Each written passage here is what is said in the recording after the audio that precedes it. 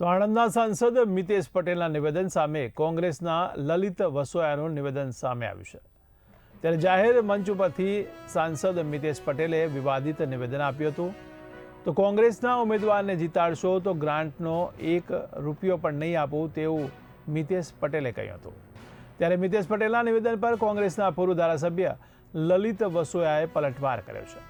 તો ભાજપના સ્થાનિક સ્વરાજની ચૂંટણીમાં હાર થઈ જવાથી તે ભયભીત થઈ ગયું છે તેવું વસોયાએ જણાવ્યું છે। તો સાંસદ મિતેશ પટેલે માનસિકતા ગુમાવી દીધી છે તેવું પણ લલિત વસોયાએ જણાવ્યું।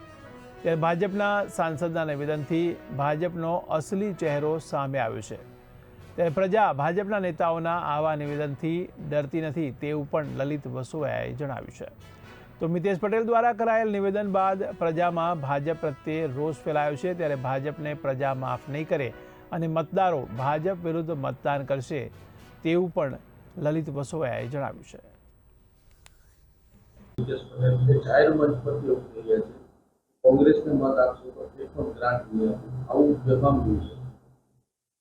ભારતીય જનતા પાર્ટીના સાંસદ મિતેશ પટેલ જાહેર મંચ ઉપરથી કહે છે કે જો તમે કોંગ્રેસને મત આપશો તો વિકાસના કામની ગ્રાન્ટો તમને આપવામાં નહીં આવે। આ મિતેશ પટેલની ધમકી ભારતીય જનતા પાર્ટીનો અસલી ચહેરો ગુજરાતની જનતાની સામે એમને પ્રગટ કર્યો છે।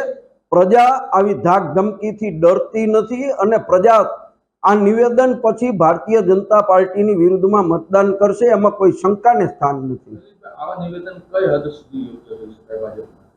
લોકશાહીને ખતમ કરવા માટે ભારતીય જનતા પાર્ટી અનેક હથકંડાઓ અપનાવી રહી છે।